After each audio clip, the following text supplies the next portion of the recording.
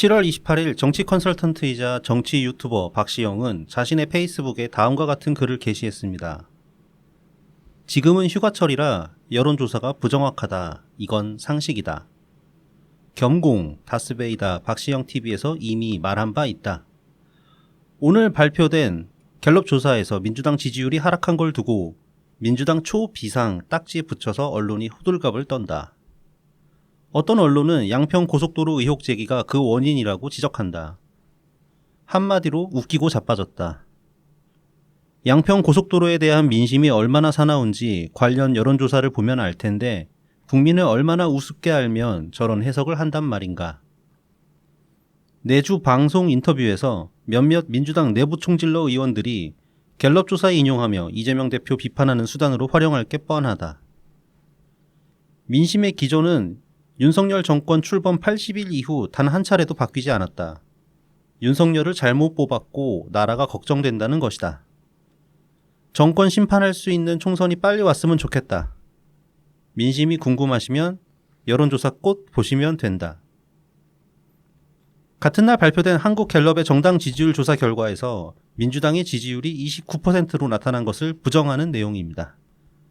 박시영의 논리라면 35%인 윤석열 정권 지지율 또한 신뢰할 수 없습니다. 휴가철이라 부정확하기 때문입니다.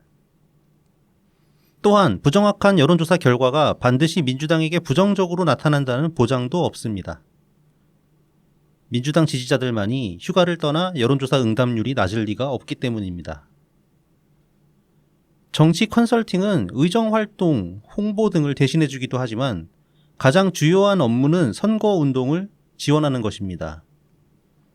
당 내부의 시각으로 파악하기 힘든 일반 대중의 눈높이에 맞는 선거 전략과 방법을 외부인의 시선으로 제시하여 의뢰인을 당선시키는 것이 목표입니다. 그런 점에서 본다면 지극히 민주당 지향적이며 더구나 특정 계파에 몰입해 있는 박시영은 정치 컨설턴트로서는 실격에 가까운 인물입니다. 일반 대중의 눈높이와 심각하게 괴리되어 있기 때문입니다. 이재명의 민주당에서 공천을 받고 박시영의 컨설팅을 받는다는 건 30%대로 쪼그라든 지지율만으로 선거를 치러야 한다는 이야기가 됩니다. 당선은 글쎄요. 컨설팅 비용까지 선거비 보전의 대상이 되진 못하니 내년 총선 이후 거액의 컨설팅 비용만 날리는 민주당 후보자들이 대거 양산되지 않을까 걱정스럽습니다. 안녕하세요. 오늘은 7월 29일 토요일입니다. 저는 라이브TV 블랙하우 BC입니다. 네, 호구맨입니다. 네, 컨설팅 비용 날리는 민주당 후보자들이 걱정되시나요? 사실은 안 됩니다. 내가 그 사람들 왜 걱정을 해. 그러니까. 쫄딱 말해서 폐기망신했으면 좋겠어. 아니 근데 참 진짜 이거 좀 많이 어이가 없지 않습니까? 그 휴가철이라서 여론조사 부정확할 수 있어요. 뭐 박시영 말대로 네네네. 사람들이 이제 그렇죠. 전반적으로 막 전화 받아도 응답률이 확 떨어지거나 그럴 수 있으니까. 놀러 가기 바쁘니까 귀찮으니까 패스할 수 있는데 그게 부정확한 결과로 민주당 지지율이 낮게 나온다는 보장은 없는 거잖아.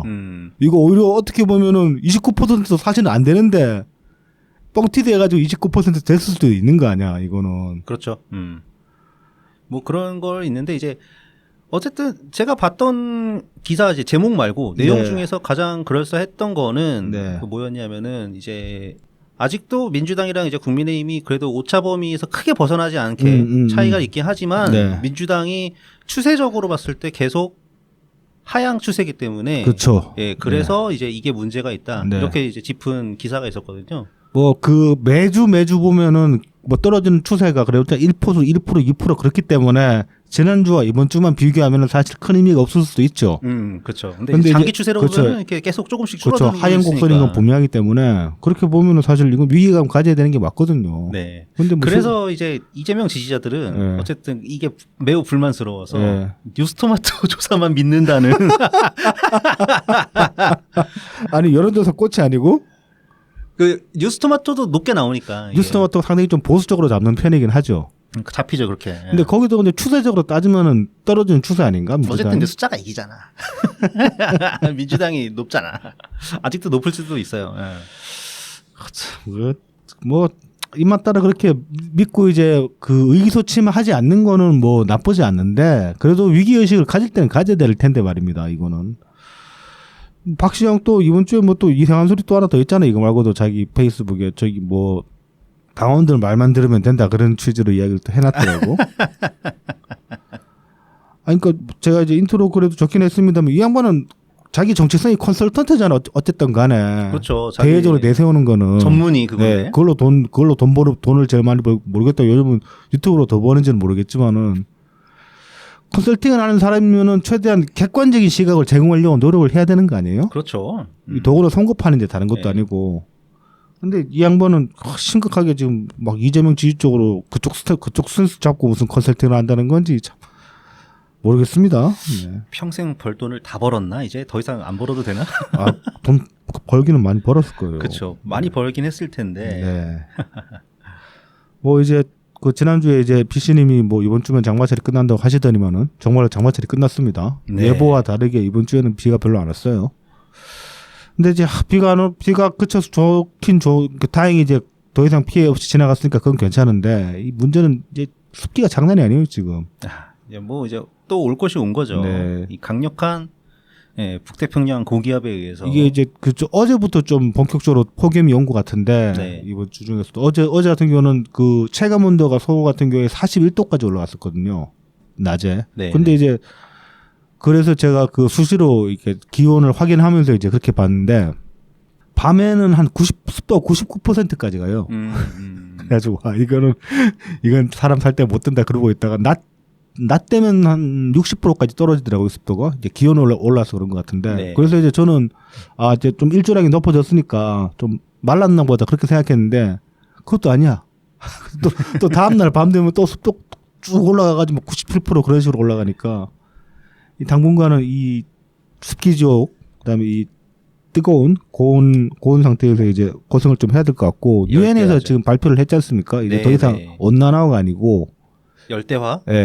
열대화인가 고온화인가 아무튼 그렇게 이제 정의를 다시 내렸더라고요. 더 이상 온난화라고 부를 수 없다고 네. 상태가.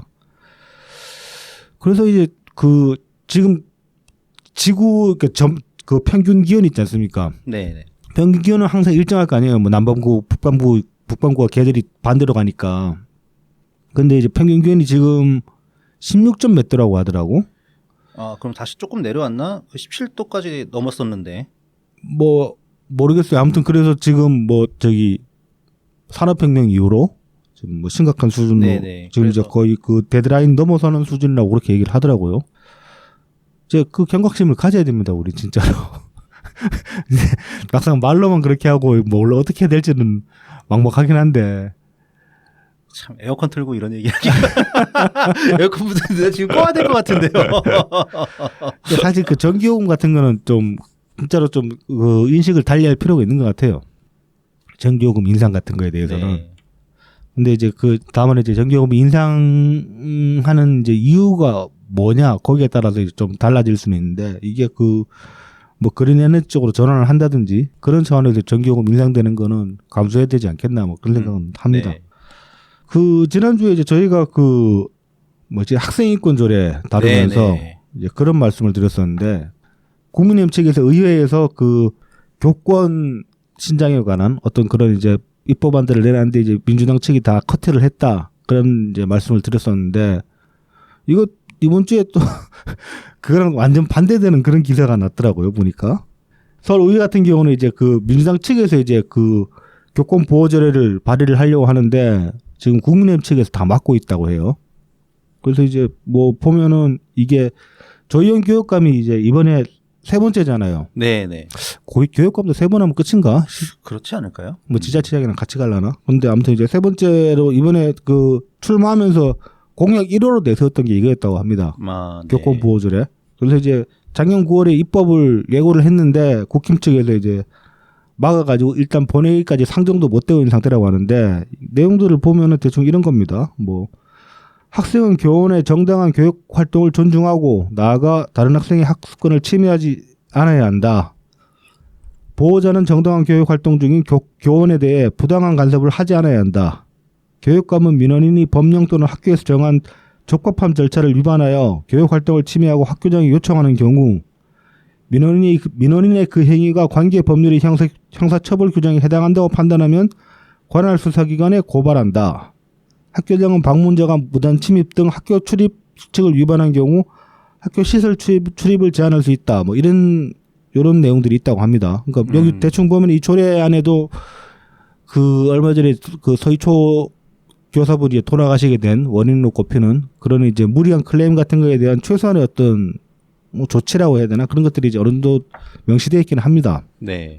근데 이제 국힘 측이 이걸 왜 막고 있냐면은 지금 이 교권 조례안도 제가 지난주 조사를 좀 부족하게 했던 것 같아요. 이 교권 조례안 같은 경우도 전국 지자체 중에 7개 지자체에서 이미 조례안이 시행이 되고 있는 상태라고 합니다. 네네. 그런데 교권 조례안이 굴러가는 그 지자체들도 다른 지자체들이랑 비교를 해보면은 딱히 뭐 교권 침해 사건이 감소하거나 그런 게 없었다고 해요. 그러니까 이게 유명무실하지 않냐 사실은. 그래서 실효성이 없다고 네. 주장하는 거군요. 네. 그렇게 얘기하는데 뭐 어느 정도 타당할 수도 있는데 근데 이렇게 얘기를 해버리면은 그러면은 뭐 저기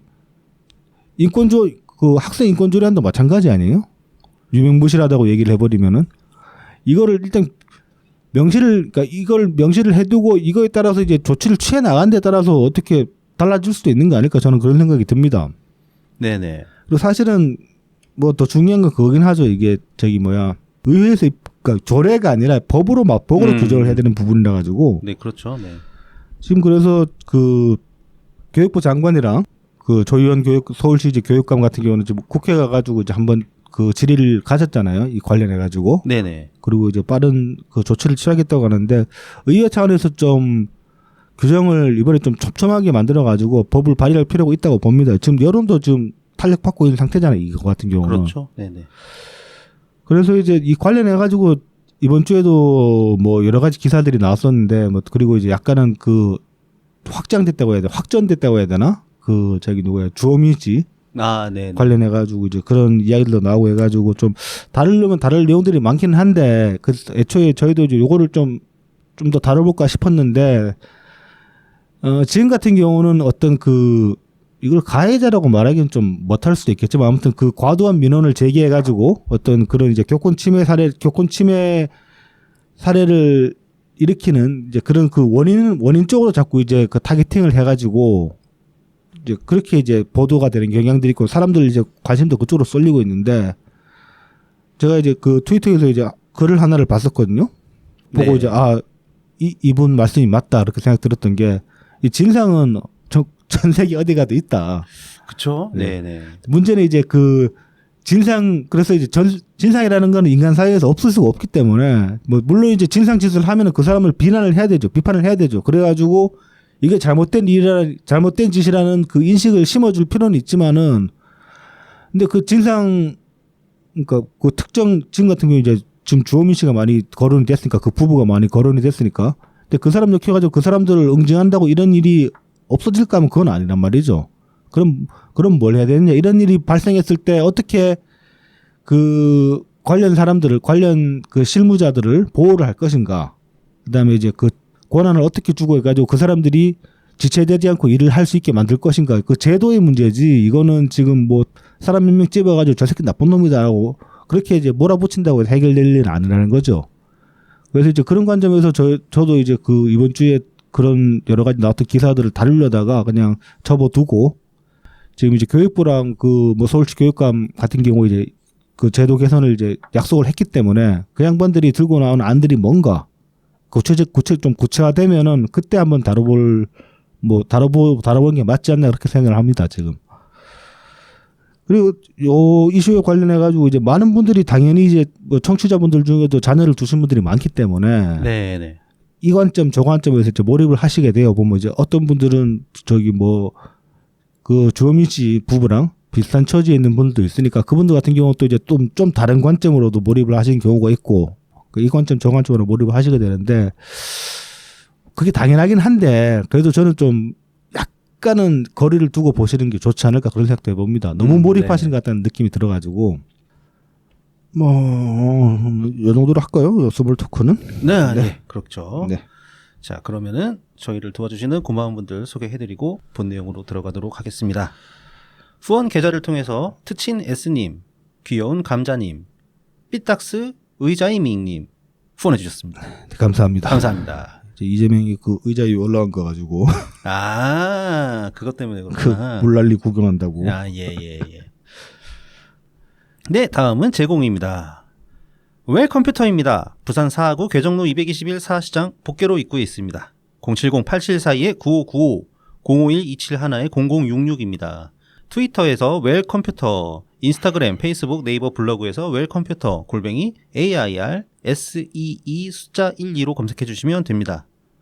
2009년부터 오랜 조립 경험을 바탕으로 가장 적절한 부품을 구성해서 조립해 드립니다. AS나 고장 수리는 원격으로도 점검이 가능하니까 언제든지 문의 주세요. SNS 프로필에 오픈 카카오톡 링크가 올라와 있습니다. 이 링크를 통해서 오픈 카카오톡으로 언제든지 편하게 문의해 주시면 됩니다. 자, 이제 7월 26일 날 트윗을 올리셨어요. 시원한 여름을 위한 작은 이벤트입니다. 팔로잉, 리트윗, 댓글을 달아주세요. 최첨단 실시간 추첨으로 공정하게 진행하고 있으니 안심하고 참여해주세요. 이놈이 이 최첨단 실시간 추첨 수작업입니다.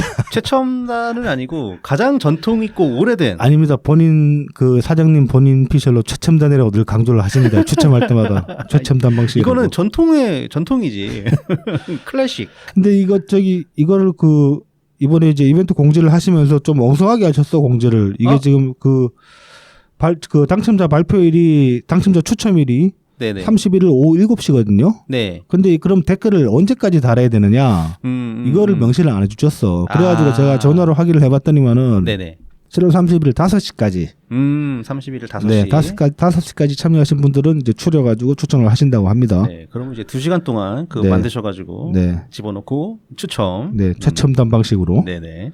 그래서 이제 이번에는 상품이 좀 다릅니다. 그동안 이제 컴퓨터 용품으로 이제 상품을 제공을 하셨는데, 이번 같은 경우는 1등은 에어컨 선풍기, 2등은 아이스 넥밴드 이제 두 분이고, 그다음에 3등은 설빙 인절미 아이스크림 기프티콘을 드린다고 합니다. 오.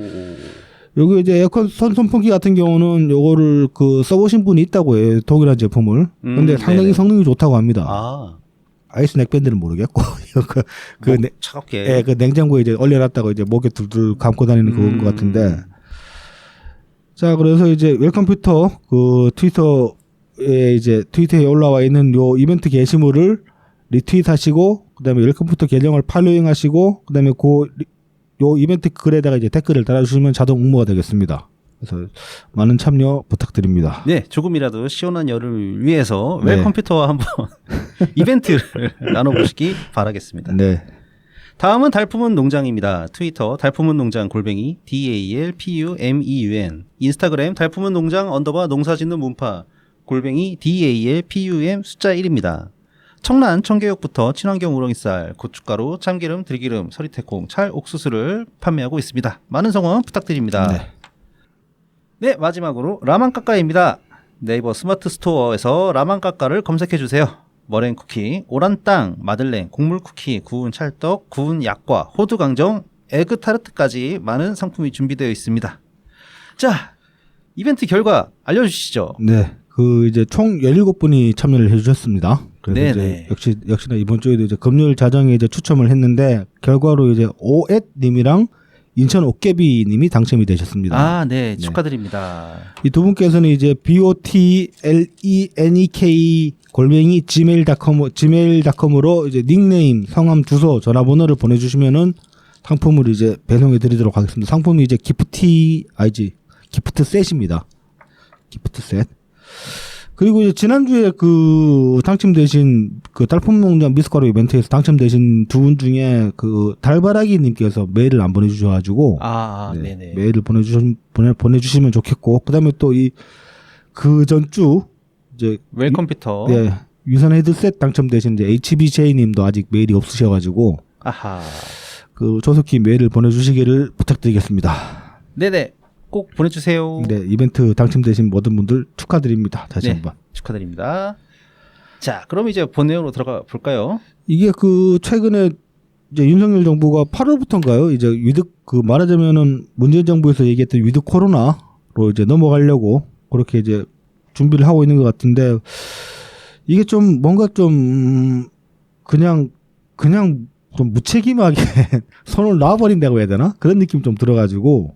네네. 그냥 이게 이제 처음에 올해 3월 들어서 처음 발표됐을 거예요. 이제 네네. 단계적 정상화 네. 과정인데 지금까지가 1단계였고 네. 이제 다음 주 정도부터 이제 2단계로 들어가려고 이제 발표만을 앞두고 있는 건데 거기에 대해서 지금 현재 코로나 확진자 추이가 또 급변해가지고 다시 네. 재유행하는 게 아니냐 네, 이런 네. 걱정이 되는 상황이기 때문에 그래서 과연 로드맵대로 그대로 흘러가도 괜찮을 것인가 많은 분들이 우려를 표하고 있습니다. 네.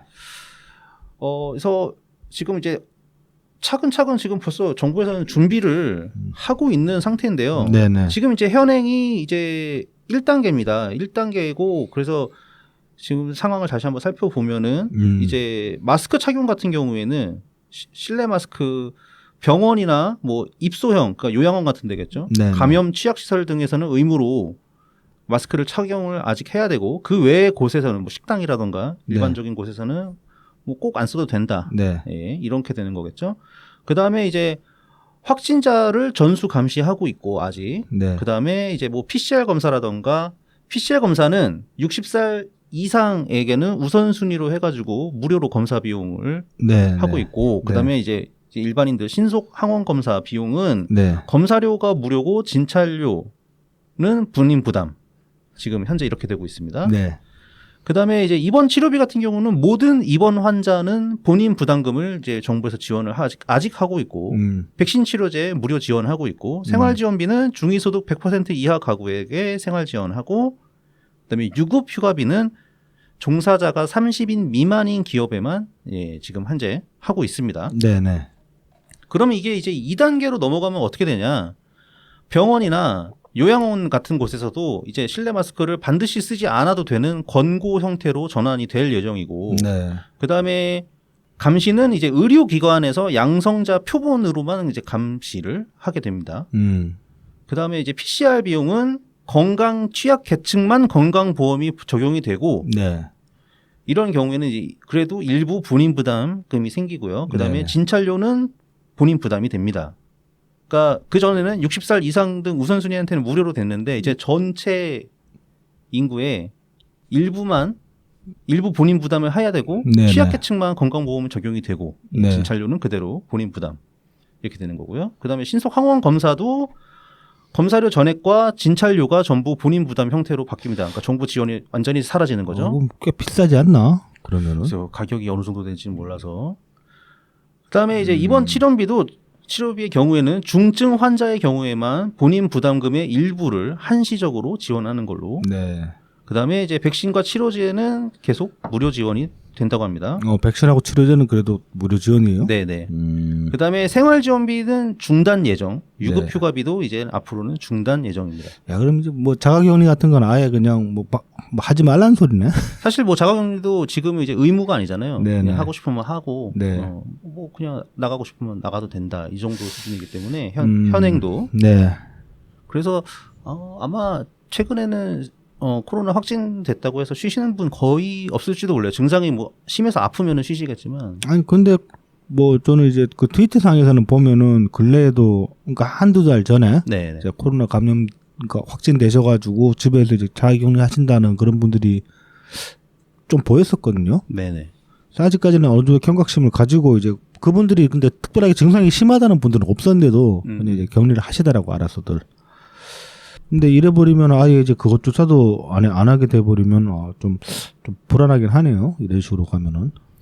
네. 그래서 2단계가 그냥 로드맵대로 실행이 되면은 이렇게 바뀌는 겁니다. 네네. 그래서 근데 지금 확진자 수가 이제 다시 또 많이 늘어나고 있거든요. 네. 그러니까 1일 확진자가 이제 10,000명 정도대로 떨어졌다가 네. 지금은 다시 40,000명대로 돌아서고 그 증가폭이 꽤 가파라 보입니다. 네. 7월 들어와서 갑자기 확 늘어난 거거든요. 네. 예. 청년 의사라는 이제 인터넷 신문 7월 27일 보도를 보면요. 네. 보건복지부에서는 지난 26일에 건강보험 정책심의위원회를 열고 코로나19 대응 수가를 단계적으로 종료하는 방안을 의결했다고 합니다. 네네. 아까 보면 이제 상당히 많은 부분들이 이제 지원이 사라지잖아요. 네네. 네. 그래서 그거를 의결을 했다고 하고 그 내용을 보면은 코로나19 환자 격리실 입원료와 통합 격리 관리료는 오는 8월까지만 유지를 하고 요양병원 격리실 입원료 적용도 중단이 되고 코로나19 진단검사는 고위험군과 응급실, 중환자실, 요양병원, 정신병원 등 감염 취약시설만 건강보험 적용을 유지한다. 그 외에 일반 입원 환자나 유증상자 등은 비급여로 검사를 받아야 한다. 네. 그래서 이 내용에 대해서 이제 전문가들 의견이 있습니다. 가천대학교 길병원 감염내과 엄중식 교수는 이렇게 되면 아무것도 하지 말라는 것과 마찬가지다. 그래서 코로나19 환자가 오면 격리해야 되는데 병원이 손해를 감수하고 격리하든지 아니면 환자들이 그냥 피해를 봐야 되는 상황이다. 그래서 코로나를 독감처럼 관리한다고 하는데 독감도 정부가 유행 경고를 내리기 전에는 검사와 처방에 제한이 있어 의료 현장에서 애를 먹고 있다. 그러니까 인플루엔자죠. 이런 독감도 유행 권고를 해주지 않으면 정부에서 그렇죠. 일선 이제 병원에서 상당히 애먹는 그런 질병이다. 간단한 게 아니다. 이렇게 얘기를 하고 있습니다. 그리고 고위험군 중심으로 관리한다고 하는데 항상 그레이존은 존재한다. 네. 그러니까 고위험군은 아니지만 선별 검사가 필요한 그런. 그러니까 걸쳐 있는 이제 회색 지대가 있다는 거죠. 네네 맞습니다. 선별 검사가 그런 필요한 환자들도 있다. 네. 이렇게 얘기를 했습니다. 또한 세브란스 병원 감염관리실장인 진단검사의학과 이형민 교수의 경우에는 준비가 없이 일반 의료체계 전환만 강조하고 있는 것 아니냐 이렇게 지적을 하고 있습니다. 네네. 그리고 코로나19 등 호흡기 감염병 환자를 격리해서 관리할 수 있는 여건이 아직 마련되지 않았고 코로나19와 인플루엔자가 동시에 유행하는 트윈데믹에 대한 대비도 없다는 것을 지적하고 있습니다. 왜냐하면 지금 코로나 확진자만 지금 증가하는 추세가 아니라 독감 환자들도 굉장히 많이 늘어나고 있거든요. 그러니까 아무래도 예전에 우리가 2020년, 21년을 볼 때도 마스크를 많이 쓰면서 그렇죠. 독감 유행 환자가 굉장히 많이 줄어들었다고 그게 기사화된 적이 있었거든요. 저도 한 4, 5년 주기로 한 번씩 겨울에 이제 감기 한 번씩 걸렸는데 이 코시국도는 뭐 지금까지도 그렇습니다. 마스크를 계속 쓰고 있으니까 뭐 아주 그래서 마스크가 정말 좋은 수단이라는 거를 확실하게 인식을 하게 됐거든요. 그 마스크하고 손 씻기. 그렇죠. 이게 정말 그 독감 전염 예방에 굉장히 큰 도움이 된다는 것을 우리가 뭐 이게 그 전염성 호흡기 질환은 전반적으로 다 커버가 되는 거죠, 거의. 뭐. 네네.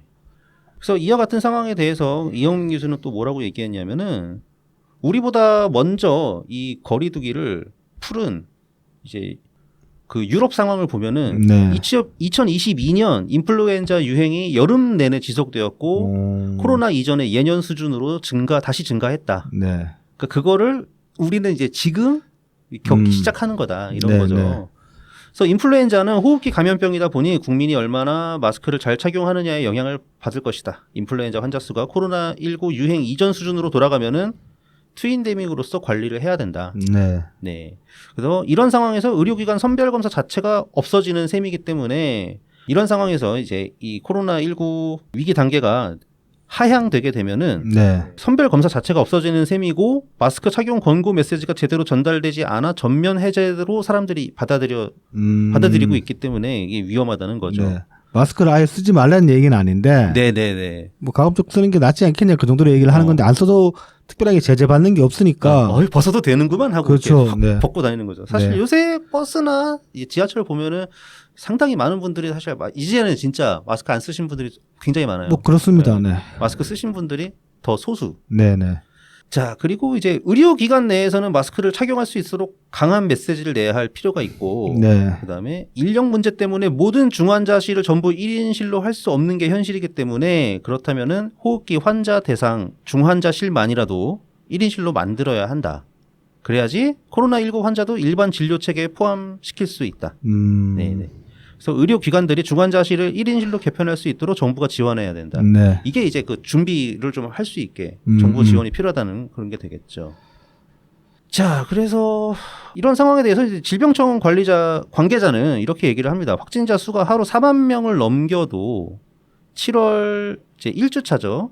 1주차 치명률이 0.03%에 그쳤기 때문에 중환자 발생 등에 대해서 충분히 대응할 수 있는 여력이 있고 그다음에 전문가들 사이에서 확진자가 늘어나는 상황에서 감염 취약시설에서의 마스크 의무 해제를 서두를 필요가 있느냐 이런 의견도 있어서 조만간 국가 감염병 위기 대응 자문위원회를 열어서 조언을 구할 계획이다.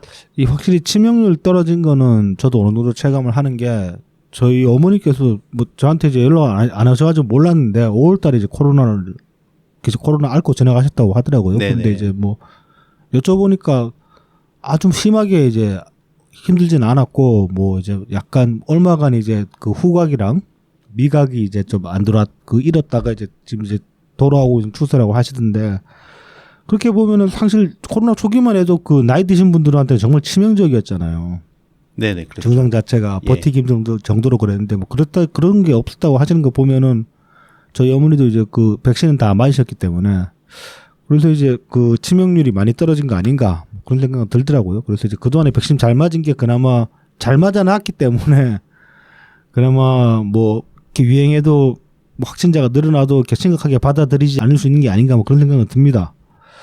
그래서 이런 추세라서 그런지 지금 아직까지는 네. 그 방역대책본부에서는 이제 확진자 규모가 증가하고 있음에도 불구하고 치명률이 낮기 때문에 네네.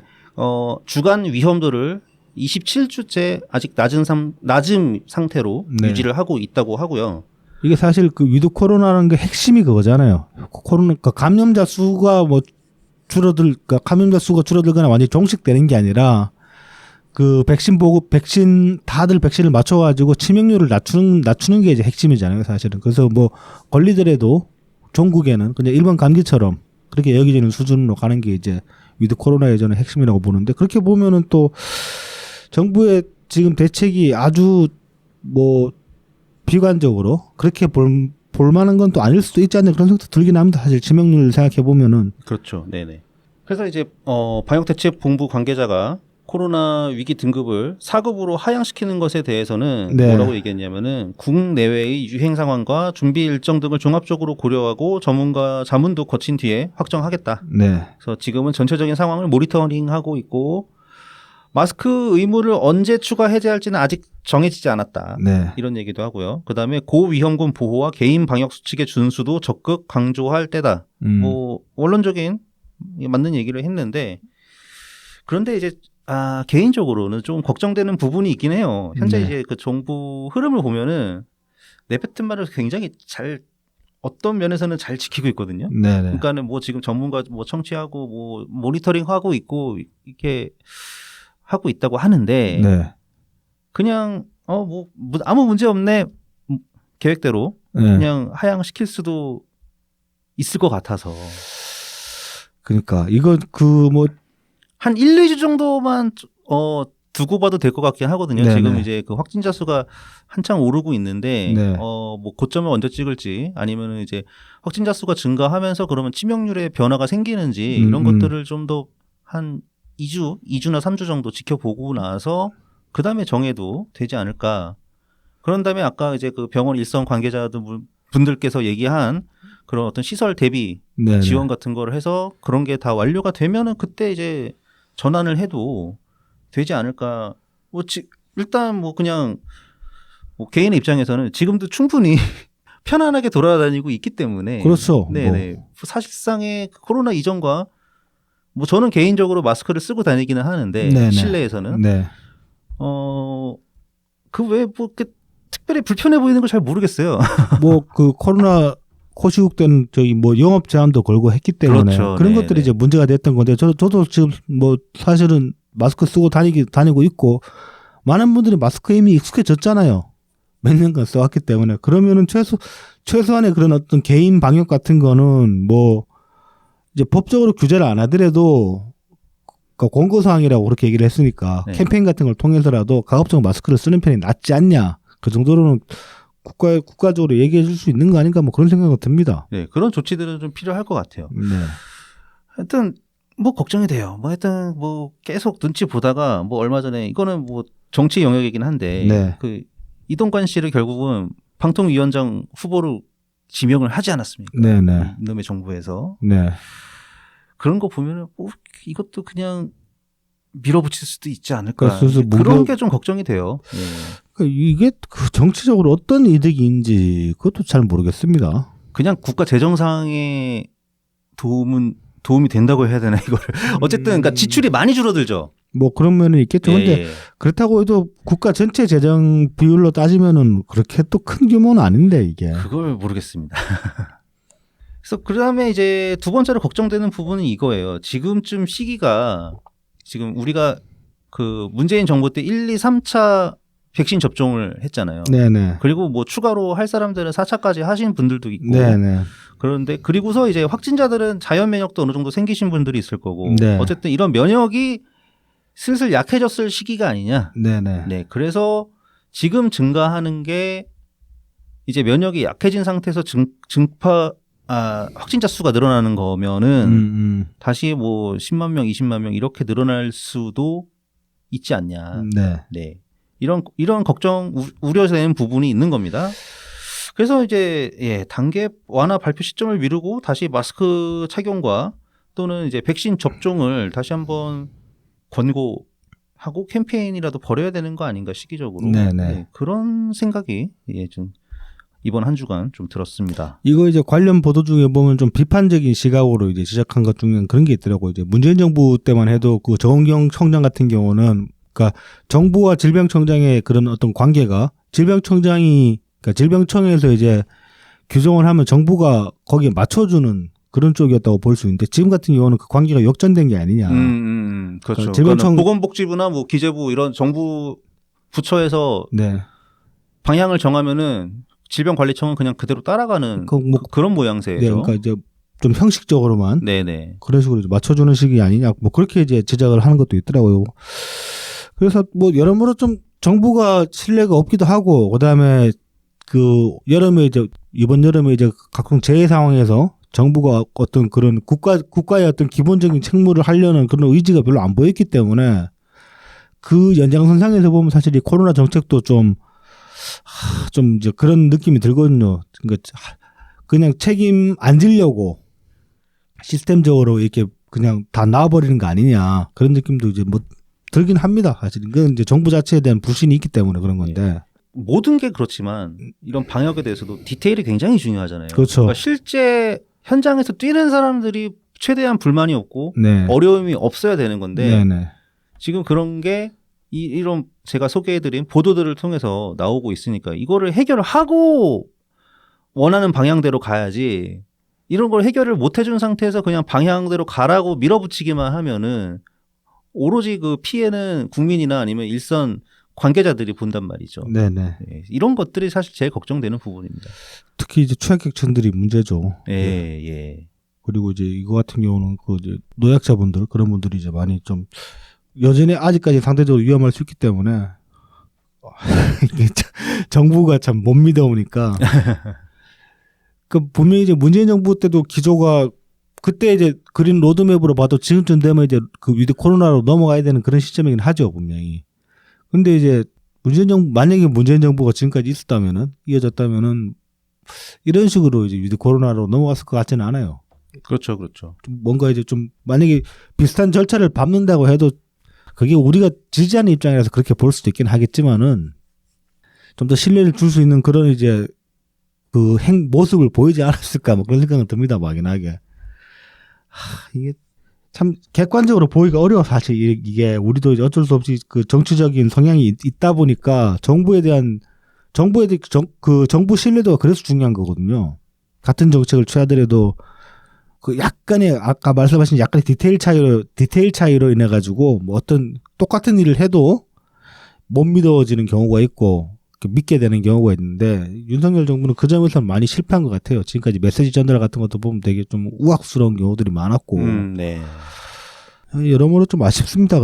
그리고 뭐 어쩔 수 없이 이러더라도 그냥 의식적으로 마스크 쓰고 다니는 수밖에 없는 것 같아요. 네네. 그래서 이게 저희 청취자분들께 꼭 권고해드리고 싶은 건데 마스크를 되도록이면 아니 뭐 다들 잘 쓰시잖아. 그 저번에 인천공항 갔을 때도 보면 다들 마스크 쓰고 계시고 뭐 대체로 이 문파분들은 마스크 쓰는 거를 뭐 그렇게 이제 불편해 하시는 분들은 별로 없는 것 같더라고요. 그때 또 근데 얼굴 찍히기 싫으셔서 열심히 쓰시는지 몰라. 인천공항에서는 이상한 것들이 있어가지고. 물론 이제 그런 면도 있는데 대체적으로 마스크를 뭐 쓰시는 것 같더라고요. 이야기를 해보면은. 네네. 그다음에 손 예, 네. 잘 자주 네. 씻으시면 예, 많은 도움이 될 것 같습니다. 그래서 예, 코로나에 대한 얘기는 이 정도로 하고요.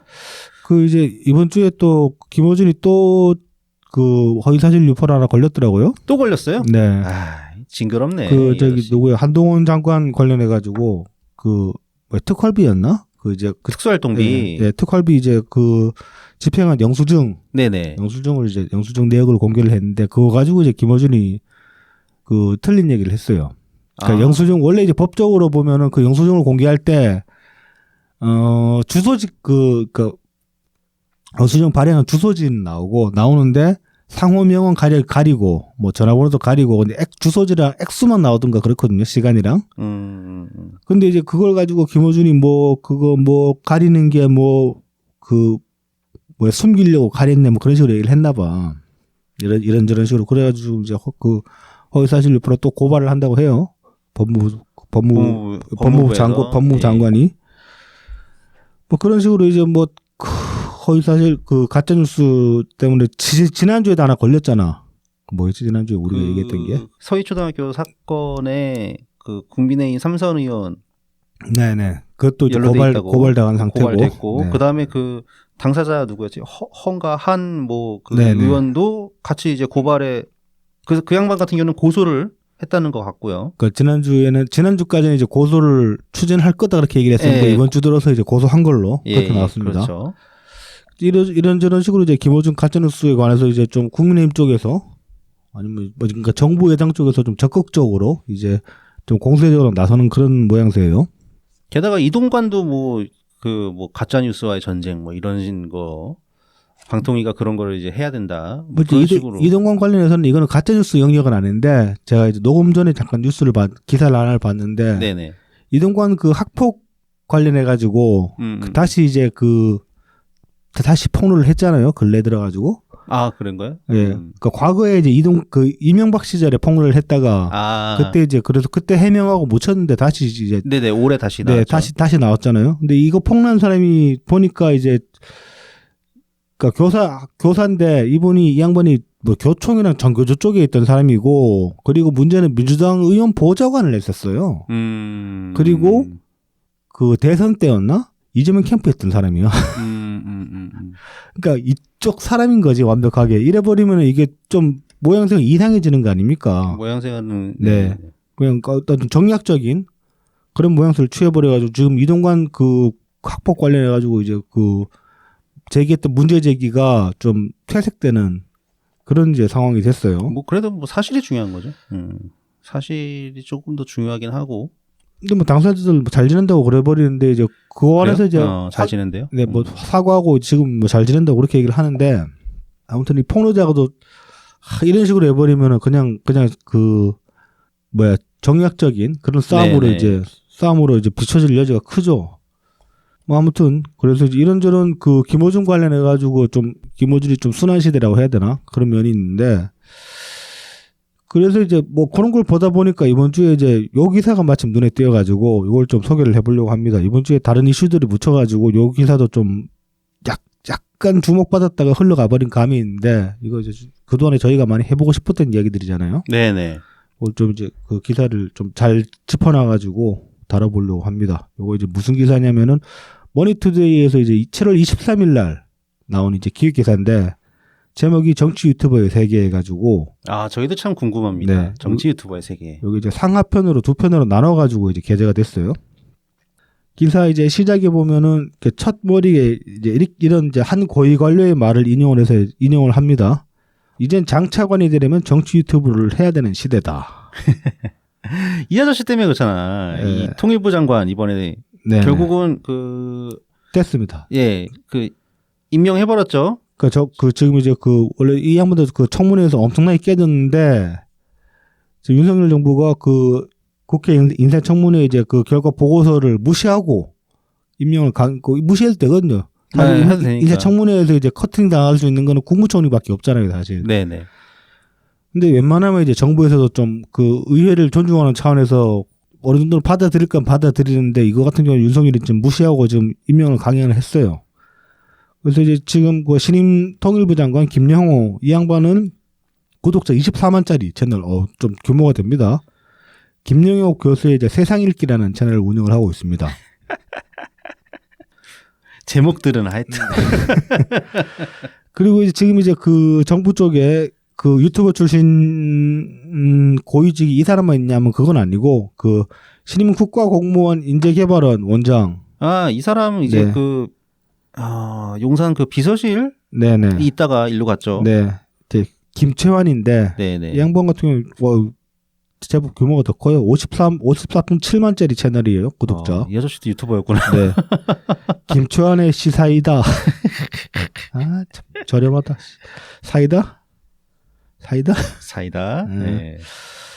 그리고 이제 뭐 이거는 이제 정부 기관은 아니지만은 그 이제 그 6월 달이죠. 그 한국자유총연맹에서 이제 미디어 분과 자문위원으로 이제 보수 유튜버들을 대거 위촉을 했죠. 아, 예. 다 뭐 그쪽 출신이더라고. 네. 뭐 이제 평산마을 막 쳐들어갔던 놈들도 있고. 그렇죠. 여기서 이제 이 위촉 그 관련해서 사진 올라온 거 보고 이제 제가 알아볼 수 있는 사람 2명 있었는데 한 명은 이제 김사랑 씨. 그렇죠. 네. 김사랑 씨 같은 경우는 이제 그 이재명 반대 운동을 하다가 이제 저쪽으로 이제 넘어갈 수밖에 없었던 그런 사람이라고 볼 수 있죠. 뭐 이재선 씨랑 비슷한 케이스라고 저는 보는데. 네. 그리고 이제 이 양반 이야기 그동안에 저는 좀 못 본 척 해왔었는데 이제는 해야 될 것 같아. 한 번 정도는 얘기를 해야 될 것 같아. 이제 깨시연 이민구 씨. 네네. 이 양반도 이제 거기 또 있더라고요. 이민구 대표가 안 그래도 뭐 캄보디아 뭐 네네. 그쪽하고도 뭐 한 자리 받은 거 아니냐 그런 얘기들도 있었는데. 뭐 당시에 이제 근데 본인이 해명을 했고 우리는 그냥 저희는 그때 그때 얘기를 하려다가 안 했잖아요. 안 했죠. 예, 예. 굳이 이것까지 얘기할 필요 없다. 뭐 그렇게 얘기를 했었는데 지금 이 자유총연맹 간 거 이거는 얘기해야 될 것 같아. 이제는 이건 정말 진영적으로 봤을 때 이제 확 넘어가 버린 그런 상황이라 가지고 이분은 이제 좀 자기 정체성을 분명히 하셔야 될 것 같아요. 이거 지금 양다리 걸칠 그게 아닐 것 같아. 내가 보기에는 여기까지 가버렸으면은. 그러니까요. 이게 그러니까 뭐 제가 이제 뭐 유튜브가 아니라 그 유튜브를 거의 보진 않았는데 네네. 뭐 그냥 그 흘러나오는 얘기들을 보면은 네. 뭐 이재명을 지금 잡을 수 있는 사람이 윤석열 대통령밖에 없기 때문에 네. 뭐 전략적으로 윤석열 대통령을 뭐 지지하는 거다. 네. 뭐 이렇게 많이 설명을 하는 것 같더라고요. 뭐 거기까지는 이해할 수 있어요. 이해할 수 있는데 네. 이 자유총연맹의 미디어 분과 자문위원들의 면면이 그렇죠. 하나같이 그냥 윤석열을 지지하는 게 아니라 네. 문재인 대통령을 악마화하고 그렇죠. 막 그 평산마을 가서 악다구니 쓰고 네. 막 그런 사람들이란 말이죠. 이런 그렇죠. 애들이랑 결이 맞을 수가 없을 텐데 그러면은 이 깨시연의 이민구 대표께서는 그럼 서로 이제 뭐 안면들을 다 텄을 것이고 네. 그런 애들을 뭐 말리거나 뭐 그러기 위해서 뭐 하는 액션이 있는지. 지금 자유총연맹 스탠스 자체도 그렇잖아요. 네, 그렇죠.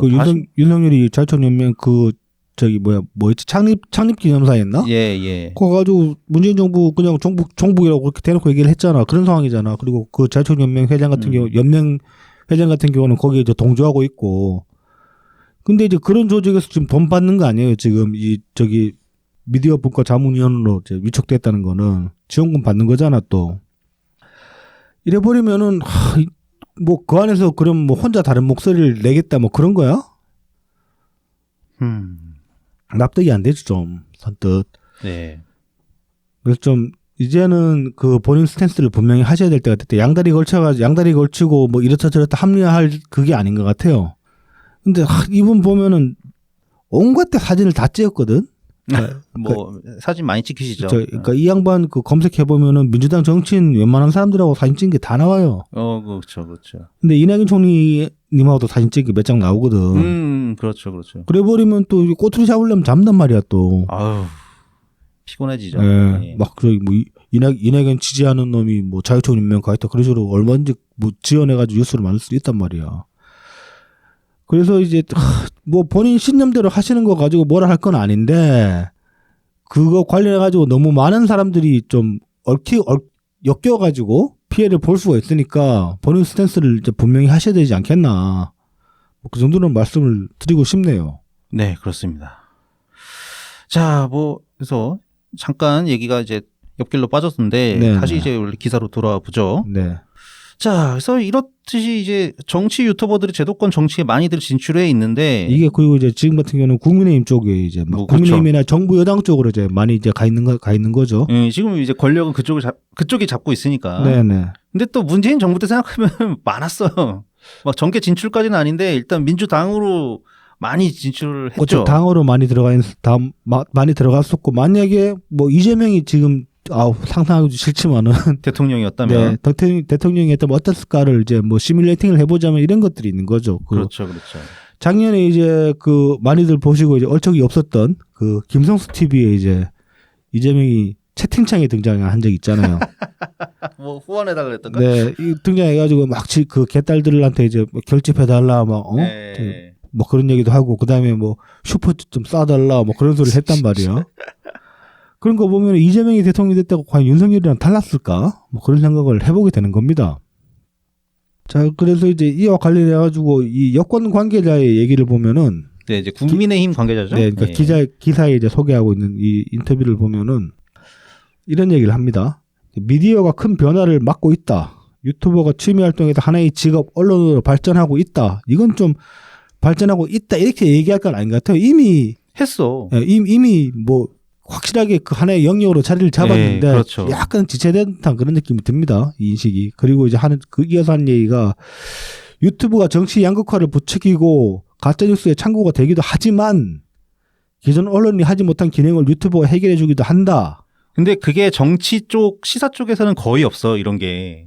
오히려 다른 막 의외의 곳들에서 많지만 뭐 예를 들어서 뭐 요리라던가 뭐 그런 것도 있고 그다음에 뭐 밀리터리 관계 그런 것들도 있고 하여튼 어떤 그 이전에 이제 덕후들이 하던 그런 분야에서는 그 전문성이 정말 전문가들 못지 않은 사람들이 많이 그 출연을 해가지고 예 정말 정보들을 전달을 해주는데 정치 쪽에서는 진짜 거의 눈 씻고 찾아보기가 어렵습니다. 그런데 그거를 정치인이 도대체 뭘 보고 하는지 모르겠는데 기존 언론이 하지 못한 기능을 유튜브가 해결해 준다?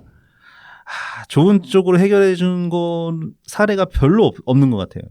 그러니까 그 말씀하셨다시피 이제 여러 가지 그 비주류적인 장면들이나 그러니까 전반적으로 보면은 비평 쪽으로 그러니까 여러 가지 분야의 비평들이 있잖아요. 근데 이제 비평 영역이 비평 저변이 굉장히 넓어졌죠. 유튜브가 이제 도래를 하면서. 그래가지고 뭐 각종 문화 비평들도 그렇고, 그러니까 정치도 이제 비평 영역이라고 볼 수도 있잖아요. 정치 비평 영역이라고. 그러니까 이제 문화 비평이나 정치 비평 쪽에서 여러 가지 영역이 많이 이제 저변이 넓어져가지고 뭐 예를 들어서 영화 비평 같은 경우도 기존에 이제 그 레거시 미디어에서 활동하던 그 소수의 비평가 그룹이 있었는데. 뭐 그쪽 사람들이랑 조금은 다른 시각이거나 아니면 혹은 정보를 전달하는 면에 있어 아주 훨씬 디테일하게 접근할 수 있는 그런 유튜버들이 많이 등장해가지고 지금 같은 경우는 훨씬 많은 정보들을 사람들이 손쉽게 얻을 수 있는 그런 상황이 됐어요. 그렇죠. 사실 그동안에 매체에 써진 그 비평들을 보면 좀 현학적인 면도 있고 해가지고 말들을 뭐 현란하게 그렇죠. 이제 일반 말잔치가 반이었죠, 사실은. 맞아요. 그러다 보니까 이제 일반이 좀 접근하기 어려웠던 면이 있었는데 그런 것들도 많이 이제 장벽도 많이 낮아지고 정보량은 더 풍부해졌다. 그렇게 볼 수 있는 면이 분명히 있죠. 근데 이제 말씀하셨다시피 이걸 정치 비평 쪽에는 과연 그럼 정치 비평도 그렇게 됐느냐라고 보면은 정치 비평이 대중화된 건 사실이에요. 그거 이제 낙검수 이후부터 그렇게 쭉 흘러왔는데 근데 대중화되기만 했지 어떤 정보의 밀도나 정보의 특히 신뢰성이 굉장히 중요하잖아요. 정치 비평에서는. 근데 그래서 신뢰성이 더 높아졌냐면 그런 것도 아니고 정보의 밀도가 더 높아졌냐면 그런 것도 아니고 딱히 접근성만 좋아졌다. 접근성만 좋아지고 그렇게 이제 평가할 수 있고 그다음에 이 양반이 지금 이 여권 관계자가 하는 얘기는 보면은 그 분명히 이제 나쁜 점이 악영향이 있다. 그러니까 양극화 부추기고 가짜뉴스의 창구가 되기도 하지만 기존 언론이 하지 못한 기능을 유튜브가 해결해 주기도 한다라고 이야기하는 건 뒷문장에 방점을 찍은 말이잖아요. 어쨌든 간에 대한 매체로서 이제 역할을 하고 있다. 그렇게 이제 얘기를 하고 있는데 이 인식은 민주당 의원들 인식이랑 크게 안 다른 것 같아요. 완전 똑같죠. 완전 똑같은데 난 둘 다 틀린 얘기 같아요. 우리가 가지고 있는 문제의식과 정반대로 이제 얘기를 하고 있는 거죠. 지금 재미가 좋아서 그렇지. 이게 배가 배 따뜻하고 등 따시고 배부르니까. 그러니까 나름의 이제 재미를 보고 있으니까. 예. 자, 이어서 이제 기사에서는 이렇게 얘기를 합니다. 정치 유튜브는 한쪽 진영으로 편향되어 조회수가 늘어난다. 이게 왜 그러냐면은 이제 유튜브 알고리즘 추천 기능에 따른 필터 버블 현상 때문이다. 이렇게 설명을 합니다. 그래서 이제 필터 버블이 뭐냐? 이게 이제 정보 제공자가 이용자의 관심사에 맞춰서 맞춤형 정보를 제공하여 이용자는 필터링된 정보만 접하게 되는 상황이다. 이걸 이제 필터 버블이라고 얘기를 한다는 요즘은 건데. 필터 알고리즘이 좀 더 작동을 잘하나? 나는 옛날에 막 시사 유튜브 이런 거 많이 본다고 네. 막 신의 한수도 뜨고 막 미디어 와치도 뜨고 막 안 가리고 다 떴었거든요. 그게 이제 키워드를 뭘 쓰냐에 따라서 달라질 거예요, 아마. 그래서 이제 이 필터 버블이란 거는 이제 뭐 말하자면은 이 정보를 이 필터링을 해주는 이 알고리즘 자체가 기술이고 이 알고리즘으로 인해서 이제 벌어지는 현상 이걸 이제 필터 버블이라고 말을 하는 거예요. 네네. 일단 이 정도는 알아두시고 뒤에 가면 다시 언급이 되기 때문에.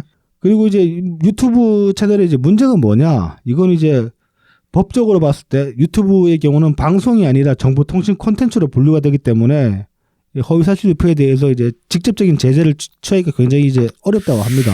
법적으로. 이것도 이제 뒤에 가면 다시 한번 좀 더 다룰 테니까 일단 요 정도로 네. 이제 알아두시고. 이제 관련해 가지고 한국 외대 정치외교학과 교수 이제 이재목 교수는 이렇게 얘기를 합니다. 정치권이 제 역할을 해야 하는데 오히려 정치 유튜버들에 휩쓸리니까 문제다. 갈등을 관리하고 합리적 정치 과정으로 가져가는 게 정치의 역할인데 정치가 멈춰 있고 오히려 갈등을 동원하고 조장해 선거에 활용하려고만 한다. 이거 우리도 이제 많이 얘기했던 그런 문제의식이죠. 네네. 그러니까 이렇게 보니까 이 말씀이 굉장히 맞는 말이고 보면은 그러니까 정치의 어떤 본연의 역할이라는 게 갈등을 관리하고 이제 정치 과정으로 이제 합리적 과정을 통해서 이제 갈등을 조정하고 그 안에서 어떤 합의안을 도출해 나가는 게 정치인데 지금은 오히려 이제 이 갈등 상황을 이용하려고만 들고 있잖아요. 그렇게 보면 정치 본연의 목적에서 이제 많이 이탈해버린 셈인데 그럼 대체 정치를 왜 하려고 하느냐라는 질문을 다시 던질 수밖에 없는 거예요. 그렇죠. 니는 대체 출마해가지고 뭐 하려고 그러는 거냐. 싸움하는 사람들 말리고 어떻게든 그 안에서 중재를 해야 되는 게 정치의 역할인데 지금 싸움을 부추기면서 정치를 하고 있으니 정치라는 거 하려고 하고 있으니 그럼 네 정치의 목적이 뭐냐라고 다시 질문을 할 수밖에 없는 거죠. 애초에 정치는 전쟁하지 말려고 하는 게 정치인데 지금 정치로 전쟁을 하고 있잖아요. 지금 같은 경우는. 그래서 참 정치의 의의가 이제 가면 갈수록 실종이 되고 있다. 뭐 다시 한번 이제 그렇게 이제 생각을 해볼 수 있습니다. 요 이제 기사에서 정치 유튜버 이제 양진영의 정치 유튜브 2명을 이제 인터뷰를 했는데 송국권이라는 양반이랑 이제 황희두를 인터뷰를 했어요. 황희두 많이 컸네. 송국권이라는 양반은 37만 채널입니다. 송국권의 혼술이라는 이제 채널을 운영하고 있고 이분은 이제 전 영남일보 본부장이었다고 해요. 나름 언론인 출신이네요. 네. 그래서 이제 이분이 채널을 개설하게 된 계기는 뭐 이렇다고 합니다. 문재인 정부 때 진보 유튜버들이 굉장히 많은 활동을 하자 제가 균형을 맞춰야겠다는 생각을 하게 됐다. 그러다 보니 주로 보수 쪽에 목소리를 내는 유튜버로 자리 잡게 되었다. 뭐 이렇게 이제 얘기를 합니다. 그러면서 이제 이 양반이 2019년에 이제 채널을 시작을 했는데 당시만 해도 이제 전이 아니고 현역 기자로 활동을 할 때였대요. 그래가지고 이제 나름대로 중립 스탠스를 이제 취하려고 노력을 했는데 뭐 이제 진보 유튜버들의 왕성한 활동에 신경이 쓰여가지고 점차 보수 성향이 강해졌다. 뭐 이렇게 이제 설명을 하고 있는데 이게 2019년이라고 하니까 네. 이게 다 그때인데 네. 또 이때 진보 유튜버의 왕성한 활동 그분 때문인 거거든요. 그렇죠. 조국 똥들을 상대하다가 내가 보수 성향이 강해졌다 만약에 이런 얘기라면은 미안. 뭐 어느 정도 이제 뭐 좀 약간의 죄책감을 느끼는 우리가 느껴야 될 그런 부분도 있을 수는 있죠. 근데 이제 지금 이 양반 채널 들어가서 보면은 이게 좀 들어보진 않고 이제 썸네일만 쭉 보고 왔는데 네. 그냥 저쪽 유튜버에 썸네일 연락에 막 조잡하고 글자 큰 게 막 박혀 있고 막 글자 빽빽하게 박혀 있는 그런 썸네일 있잖아요. 네. 전형적인 그런 보수 채널이에요, 그냥. 아니 그러니까 균형을 맞춰주려고 똑같은 짓을 하면 그러니까 한심하다 진짜 기자라 양반이. 제가 이제 황희두도 잠깐 보면은 황희두가 구독자는 더 많아요. 46만 채널이에요. 알림이 황희두. 네. 자, 이제 뭐 직업은 뭐 전직 다들 아시는 바 같이 이제 프로게이머 출신이고 현 노무현 재단 이사입니다. 네. 꼬레. 네. 자, 이제 황희두가 유튜브 채널 시작하게 된 계기는 또 본인은 이렇게 얘기를 합니다. 2019년, 또 2019년이야. 유튜브를 그때 시작했나? 네, 유튜브를 시작했는데 처음부터 시사 주제에 대해 이야기를 한 것은 아니었고 게임이나 심리 분야와 같이 청년들이 관심 있는 주제를 주로 다뤘다. 그러다가 일배스러운 이야기들이 퍼지는 모습을 봤고 적극적으로 대응해야 한다는 생각이 들었다. 일배스러운 얘기들에 대해 답답해하고 할 얘기들을 하다 보니까 뭐 이제 그쪽 지지자들한테 그 좌표도 찍히고 어느 순간 정치 유튜버로 분류가 되어 있었다. 그래서 저도 제 유튜브 채널을 진영 방송으로 생각하고 운영하기 시작했다. 이렇게 얘기를 하는데 아닌 것 같거든요. 그냥 그 처음부터 이쪽으로 들어오려고 저는 생각했던 것 같거든. 뭐 여러모로 봤을 때. 냄새가 나죠. 네. 냄새가 나. 네. 그리고 뭐 정치 지망생 같아 보이고 애초에 요걸로 어떻게 좀 붕업해가지고. 자, 그래서 이 두 채널을 보면 이제 구독자 수가 이제 특정 이벤트마다 그 집중적으로 증가했다고 합니다. 이와 관련해서 황희두가 하는 얘기가 2019년 여름과 가을 사이에 특정 정치인 영상이 확 노출됐을 때 또 같은 해 가을 그 서초동 촛불 집회 무렵에 구독자 수가 크게 늘었다. 또 총선이나 대선 등 선거 시즌이 됐을 때도 어느 정도 올라가는 모습을 보였다. 뭐 이렇게 얘기를 합니다. 그러니까 조국 집회 때 많이 이제 황희두도 많이 컸죠, 그 당시에. 그때 그러니까 조국동들이 많이 생겼다니까. 네. 그때 뭐 빨간 아제니 뭐 그렇죠. 아유, 장난 아니었죠. 근데 이제 이 기사에 좀 보면 짜증나는 게 이제 요 황희두의 요 인터뷰를 이제 게시를 하면서 밑에 이제 관련 사진을 붙여놨는데 서초 집회 사진이거든. 근데 이게 서초 집회 사진인데 여의도 가 있어야 되는 거 아니야? 11월 9일 집회 사진을 올려놨어요. 그러니까 이거 이때 11월 9일이면 이때 소총 집회 좀 후반기였나? 그러니까 중반 한창 잘 나가던 시절이었어요 이때. 11월 9일이니까. 그러니까 여의도랑 막 갈라졌을 때네. 그렇죠. 막 갈라져가지고 그때 그 10월 그 한글날이었나? 그때 여의도에서 처음 한번 하고 그다음부터 서초에서 했잖아요. 넘어왔잖아요. 그러니까 한창 서초 집회 한창 막 제일 이제 한참 달아올 때 그때 사진인데 이때 근데 우리는 황희두 안 쳐줬잖아. 네, 뭐 건방진 꼬맹이 정도였죠. 네. 뭐 이때는 이재명 지지 스탠스는 아니었나 황희두가? 였었던 걸로 기억합니다. 네네. 그러니까 한 번도 황희두를 그러니까 그 당시에 그 서초 나왔던 분들이 황희두를 그렇게 좋아했던 뭐 좋아하고 막 그랬던 적은 없었던 것 같은데 아무튼 이때 사진이 나와가지고 좀 그렇더라고. 이제 뭐 식물로 비유하자면은 이때 막 발아한 때였다고 할 수 있겠죠. 네. 확 큰 거지 순식간에. 네. 자, 그래서 이제 스스로의 영향력에 대해서 이제 본인들이 어떻게 생각을 하느냐 이것도 보면은 송국권 씨 같은 경우는 이제 확실한 것은 정치 유튜버들이 경선에는 영향을 미친다. 당내 경선에는.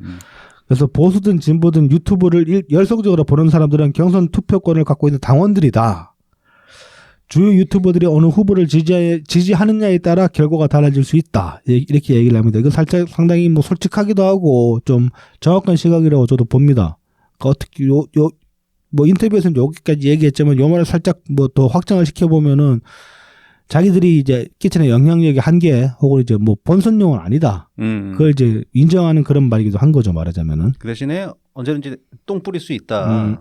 똥 뿌릴 우리 힘이 있다. 그렇죠. 그런 거죠. 자, 반면에 이제 황희두는 이렇게 이야기를 합니다. 정치인들이 꼭 알리고자 하는 본인의 생각이 있거나 억울한 일이 있을 때 정보 유통 창구로서 효능감을 느낀 적이 있다. 채널을 운영하면서 제 이야기에 공감하는 사람들, 특히 청년들이 많아지거나 서서히 변화하는 모습을 볼 때도 의미가 있다는 생각을 한다. 그래서 요 두 사람이 요 얘기만 놓고 보면은 이 송국권 씨가 좀 더 시각이 날카롭고 정확하다. 그래도 언론인 출신이니까. 네, 황희두는 그냥 자기 합리화만 하고 있다 그런 생각이 듭니다 일단. 그리고 좀 웃기죠. 그러니까 억울한 정치인들의 소통 창구 역할을 해준다. 네. 에휴 참. 그리고 뭐 정말 젊을까? 너의 청취자들이 그건 난 모르겠다.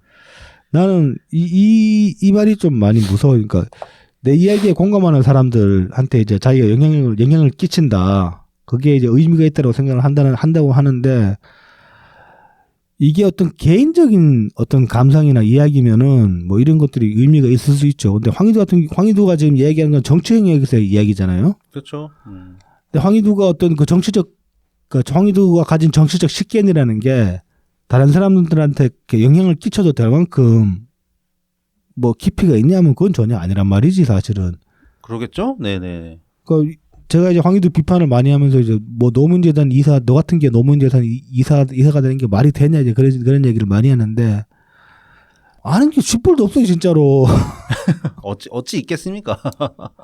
뭐 열심히 공부를 하는 것 같지도 않은데. 이런 사람이 뭐 강사까지 하고 그 재단의 이사라고 그 재단 얼굴마다 늘었다고 그러고 있는데 그런 와중에 이제 본인의 그 얕은 수준으로 이제 사람들한테 영향 끼치는 게 굉장히 이제 스스로에게는 이제 의미가 있다 이렇게 이제 받아들인다는 게 저는 좀 위험하기도 하고 좀 언제쯤 얘는 처리일까 자기 자신에 대해서 이제 그 냉정하게 볼 수 있는 날이 올까 그런 생각도 듭니다. 그게 그 이제 그 보통 종교들 네. 그러니까 특히나 뭐 사이비 종교라고 하면은 네. 왜 자기들끼리 마을 하나 이렇게 딱 꾸리잖아요. 네네. 거기서 살면은 절대 거기서 살고 있는 한 절대 네. 객관화는 될 수가 없죠. 그렇죠. 객관화되는 순간은 그 마을이 박살났을 때야. 그러니까 황희도가 정신 차리려면은 뭐 제명인의 마을이 박살이 나든 뭐 민주당이 박살이 나든 아니면 노무현 재단이 박살이 나든 뭐 이런 상황이 펼쳐지지 않으면 그거 다 박살나야 되는데 셋 다 박살나야 돼. 하나만 박살나서는 안 될 거야. 에휴. 자, 이어서 이제 정치 양극화에 대해서는 또 이 사람들이 어떻게 얘기를 하느냐. 네네. 그러니까 송국권 씨 같은 경우는 이렇게 얘기를 합니다. 처음 유튜브를 시작했을 때보다 점점 더 양극단화가 되어가고 있다는 것을 느낀다. 이제 유튜브는 중간이 없는 세계다. 책임감을 느끼면서도 구조적으로 뭔가 해결할 여지가 없기 때문에 진영과 균형을 맞추기 위해 노력한다는 생각으로 유튜브를 계속할 뿐이다. 그러니까 나는 근데 이게 참 나름 언론인인데 네. 왜 균형을 네가 맞춰요? 그러니까 상황 인식은 하고 있어요, 적어도. 그러니까 최소한 그것까지는 뭐 그 정도 해야지. 뭐 근데 이제 그 상황 인식은 하고 있는데 자기 합리화만 한다는 그런 그러니까요. 느낌 들죠. 뭐 상황 이거 뭐 조폭 논리 같은 거 아니야? 그렇지 그런 예, 것도 있을 수 있지. 저쪽 민주파 애들이 너무 세가지고 나라도 이 예. 균형을 맞춰주려면은 칼 들고 이쪽 보수파에서 국힘파에서 칼을 휘둘러야겠다. 뭐 이런 거 아닙니까? 그러면서 이제 좀 책임을 떠넘기는 듯한 말도 합니다. 그러니까. 이제 결국 정치가 좀 화합하고 풀 것은 풀고 양보할 것은 해야 된다. 정치가 하나의 사건을 갖고도 극단적으로 싸우는 모습을 보이다 보니 유튜버들도 거기에 붙어서 가게 될 수밖에 없다. 남 탓이네. 이 부분을 해소하기 위해서는 정치가 먼저 제대로 해야 된다고 생각한다. 이거는 참 어렵긴 합니다. 그러니까 정치든 유튜버든 어느 한쪽이 먼저 해야 되는 일이지 이게 떠넘겨서 될 일은 저는 아니라고 보거든요. 그렇죠. 그렇게 보면 이제 이 양반이 이제 가졌던 이 문제의식 양극단화 되고 있는 면이 있고 그건 심각하다. 그리고 네. 자기도 책임감을 느낀다라고 했으면은 멈춰야지. 예, 맞아요. 멈춰야죠. 멈춰야 되는데. 아니 계속 유튜버 하면은 네. 계속 뭐 저는 그쪽에서 챙기는 거 아니야. 그러니까 뭐 아니면 이제 사람들 설득하려는 다시 이제 그 중립적인 스탠스로 넘어와서 네. 설득하려고 하는 그런 모습이라도 보여야 되는데 전혀 그렇지 않고 그냥 편성하고 있을 뿐이다. 그러니까 좀 그런 느낌도 들어요. 그 이제 영화 보면 빌런들이 그런 얘기 하잖아요. 뭐 사적 감동 없고 그냥 비즈니스다. 비즈니스. 네. 양반도 이제 그런 식의 이제 스탠스를 취한다는 그런 느낌도 받습니다. 자, 이제 이에 반해서 이제 황희도는 또 어떻게 얘기를 하느냐. 좀 보면 좀 뜬금없는 소리를 해요. 뭐 유튜브 내 알고리즘 때문에 영상 노출이 결국 기존 구독자분들이나 비슷한 성향인 분들에게만 노출되는 것이 현실이다.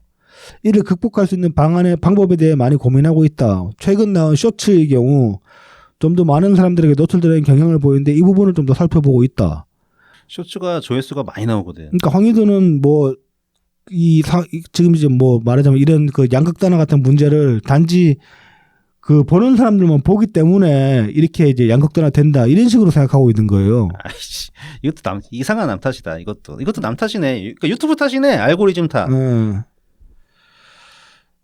그래서 참 이 둘 다 이제 보면 좀 그러니까 송국권 씨도 좀 남탓만 하는 그런 경향이 있지만 적어도 문제의 상황 인식에 관해서는 송국권 씨 쪽이 훨씬 정확한 시각을 가지고 있다. 황희두는 진짜로 쥐뿔도 없다. 그런 생각이 듭니다.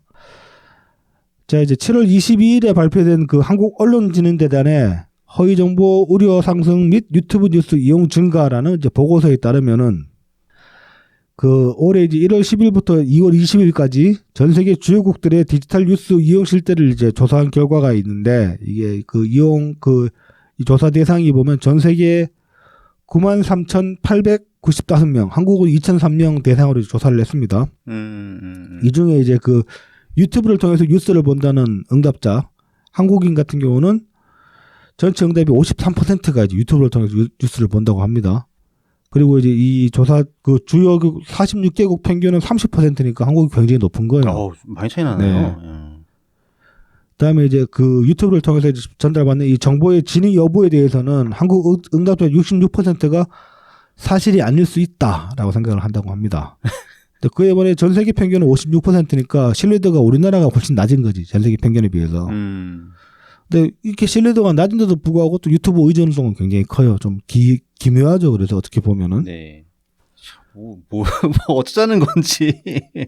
그리고 이제 한국 콘텐츠 학회 논문지에 이제 2020년 2월에 게재된 그 보고서가 하나 있는데 유튜브 정보 규제에 대한 이용자들의 인식 연구라는 보고서가 있는데 여기에 나온 내용들 중에 이런 게 있습니다. 그 허위 정보를 접한 경로 해가지고 유튜브가 19.9%로 가장 높습니다. 그다음에 이제 주위 사람 17.8%, 방송 뉴스 16.4%, 인터넷 검색 12.9% 이렇게 나오는데 여기서 이제 좀 그 방송 뉴스도 16.4%면 낮은 수치는 아니죠. 그런데 이제 앞서 말씀드렸던 게 그런 내용이 있잖아요. 유튜브 같은 경우는 법적으로 제재하기가 힘들다. 근데 방송 뉴스 같은 경우는 만약에 허위 정보면은 언제든지 그 이의 신청을 해가지고 뭐 언론 중재에 들어가서 정정 보도를 낼 수 있는 여지가 있잖아요. 근데 유튜브는 그런 것도 없는 상황에서 가장 그 허위 정보 유통 창구로서 가장 크게 이제 작용한다는 게 굉장히 큰 문제라고 볼 수 있는 거죠. 이 보고서에 따르면은. 자, 이제 이와 관련해서 여러 분야의 이제 그 교수들이 이야기를 한 걸 좀 쭉 보면은 신율 이제 명지대 정치외교학교 교수는 이런 얘기를 합니다. 뉴 미디어가 레가시 미디어에서 부족하게 느끼는 점을 메워주는 것은 맞다. 뭐 정치 유튜브가 사실 여부를 판단하기 이전의 상태인 정보를 사실처럼 믿게 하는 부작용이 있다. 이렇게 얘기를 합니다. 신율 이 양반도 정치 유튜브에 많이 나오지 않나? 이 사람은 방송에 나오나? 방송에도 많이 나오죠. 네. 예. 진행도 했었고. 그리고 이제 그 박상병 정치평론가 양반 누구지? 안 찾아봤네. 네네. 한국 정치에서는 추상적인 단어가 사용되는 경우가 많아 어떻게 해석하느냐가 중요한데 정치 유튜버들은 이를 왜곡하는 경우가 많다. 이건 근데 꼭 한국 정치만 그런 게 아니라 전반적인 정치나 뭐 외교도 마찬가지잖아요. 추상적인 네네. 단어를 많이 쓰는데 그래서 이제 해석의 여지가 생기는 거죠. 예. 그래서 이제 정치 비평이라는 게 생기는 이유 중에 하나도 이런 거에 있는 거니까 이거는 비단 한국 정치에서만의 보여지는 현상은 아닐 거예요. 그래서 이제 이 해석의 여지가 있는데 이거를 이제 그 좀 왜곡해가지고 이렇게 이제 뇌피셜을 심하게 섞은 그런 이제 그 정치 비평이 많다는 거죠. 유튜브 쪽에. 그래서 이제 이건 같은 뉴스는 아니지만은 듣다 보면 이제 그 발언자의 어떤 그 전달력에 따라 가지고서 그 가짜 뉴스는 아니지만 뇌피셜인데 이걸 팩트처럼 받아들이게 되는 경우가 많다는 거예요. 그 시청자들이. 그리고 이제 박창원 장안대 교수는 이런 얘기를 합니다. 낙곰수와 같은 팟캐스트도 팬덤을 형성했으나 팟캐스트를 듣기 위해서는 내가 찾아가는 노력이 필요했기 때문에 이미 이제 형성된 팬덤이 모이는 형태였다면 정치 유튜브는 가만히 있어도 알아서 알고리즘이 찾아다 준다. 문제는 이게 편파 방송이고 알고리즘 때문에 의견이 다른 소리는 들리지 않아서 나만의 세상에 빠지게 된다. 이건 굉장히 좀 의미 있는 지적이라고 봅니다. 낙곰수 같은 경우는 사실 그 낙곰수 때문에 팟빵 지금 우리도 업데이트하고 있는 그 팟빵도 생기고 했지만 그 전까지는 플랫폼이 없어가지고. 네, 막 그 토렌트 CD 다운받아가지고. 그렇죠. 이제 개인 서버 한두 군데서 올리고 거기서 네네. 다운받은 사람들이 토렌트로 이제 CD 만들어가지고 토렌트가 P2P로 개개인이 뿌리는 그런 방식이었죠. 그랬었죠. 네. 그래서 막 그 낙곰수 한창 때는 보면은 그 열혈 청취자들은 CD로 구워가지고 에피소드 묶음을 구워가지고 사람들한테 뿌리기도 하고 그랬었거든요. 뭐 그런 식으로 이제 전파되는 경향이 그러니까 장한대 교수가 말하는 것처럼 이게 팬덤 강고한 팬덤이 형성이 되긴 했는데 팬덤이 이제 확장되기가 훨씬 힘들었다는 거죠. 개인이 아름아름 전달하지 않으면은 네네. 당시에는. 근데 지금 유튜브 같은 경우는 뭐 자기가 관심 있는 분야 쪽으로 키워드 쳐가지고 좀 검색해서 조금만 보다 보면은 계속 추천을 해주니까. 그렇죠, 그렇죠. 그래서 이제 굉장히 이제 이게 그 전파력이 훨씬 과거랑 비교할 바가 못 된다. 근데 이게 그 아까 말씀드렸던 필터 버블 때문에 딱 자기 취향에 맞는 자기 취향에 맞는 컨텐츠만 계속 접할 수 있게 그렇게 환경을 조성을 해줘 버리기 때문에 말 그대로 나만의 세상에 빠지게 되는 거죠. 그러니까 뭐 이재명 지지자는 이재명 지지 컨텐츠만 계속 볼 수 있게 되는 거고. 그렇죠. 예. 그러니까 SNS 사실 뭐 트위터나 페이스북 정도가 생겼을 때에도 네. 이런 게 지적이 됐었거든요. 네네. 그러니까 자기가 사실 취향에 맞는 사람들 것만 팔로우해서 보기 때문에 그렇죠. 그 정보가 굉장히 네, 편향된 정보만 그렇죠. 얻게 되는 경우가 많기 때문에 네네. 유튜브에서도 똑같이 드러나는 거죠. 그게. 네. 자, 이어서 이제 이대영 고려대 정치외곽교 교수 같은 경우는 이렇게 얘기를 합니다. 유튜브는 모든 사람의 참여가 가능하고 빠르고 쌍방향 소통이 된다는 긍정적 측면이 있으나 최근에는 팬덤 현상이 유난히 두드러져 보이는 것 같아. 끊임없이 대화와 타협을 해야 국민 통합도 되고 정책 결정도 될 텐데 강경 지지자들의 입김이 너무 세고 정치인들이 그들의 눈치를 봐 지정 논리와 적대적 대결의 구도가 강화된다. 이에 정치 유튜버의 영향력 증대가 무관하지 않다. 뭐 이제 이건 이제 그동안에 계속 우리도 이제 얘기해왔던 문제의식과 네. 정확하게 일치를 하죠. 자, 그래서 이제 뭐 현행 언론중재법이나 방송법 등에 따르면은 유튜브와 1인 미디어는 방송으로 분류되지 않는다. 앞서 말씀드렸다시피. 그래서 이제 뭐 정정 반론 보도 등의 수단을 통해 구제가 불가능하고 명예훼손죄, 모욕죄 등으로 이제 형법으로 고소하는 거는 가능한데 이거 같은 경우는 고소 들어가도 재판이 굉장히 길잖아요. 네. 근데 실질적으로 어떤 그 유포되는 허위 사실을 본 피해를 구제받기는 어렵다. 이 재판이 길기 때문에. 네.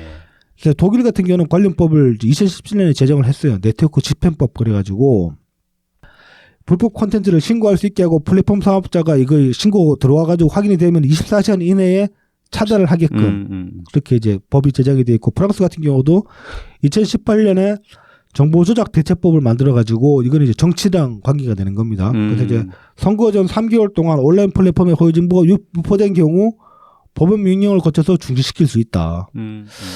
이런 법안들이 우리나라도 필요하죠, 사실. 그래서 현재 이제 국회에 여러 가지 법안들이 이제 계류가 되어 있는데 통과가 못 되고 계류되어 있는 법들을 보면은 그 뉴미디어 콘텐츠에 대한 보도에 따른 분쟁 조정, 중재를 대상으로 추가하는 언론 중재 및 피해 구제 등에 관한 법률, 그러니까 이게 언론중재법이라고 합니다. 개정안이 이제 그 계류 중인데 이 법안 같은 경우는 그 언론사가 만든 컨텐츠로만 한정을 하고 있어요. 그러니까 언론사 유튜브 채널들 있잖아요. 네네네. 그래서 이제 이거는 정치 유튜버에 대한 실질적인 견제책으로는 좀 미흡하다. 네. 근데 이거 말고도 이제 또 여러 가지 다른 법안들이 있습니다. 그래서 뭐 가짜뉴스 배포 시 징벌적 손해배상을 하도록 하는 언론중재법 개정안. 이것도 사실 그 언론중재법이라 가지고 이 범주를 이제 유튜버나 1인 미디어를 집어넣어야 되는데 그건 좀 쉽지가 않은 면이 있고 그다음에 이제 김종민 의원이 이제 낸 법안이 좀 실효성이 저는 있다고 보는데 네. 허위 정보 삭제 요구권을 신설하고 온라인 분쟁 조정회를 설치하는 정보통신망 이용 촉진 및 정보보호 등에 관한 법률 개정안. 요게 이제 상당히 좀 의의가 있는 좀 실효성 있는 법안인데 이것도 좀 계류 중입니다. 그리고 이제 이 법안들이 계류되고 있는 가장 큰 이유가 언론 자유 침해가 언론 자유랑 충돌한다. 이런 것들이. 근데 이건 좀 단순히 자유만 얘기할 건 아닌 것 같은데. 그러게요. 자, 이제 마지막으로 이건 좀 흥미거리에 가까울 수도 있는데 요 기사에 나온 이제 정치 유튜버 통계들을 잠깐 좀 봅시다. 네. 네네.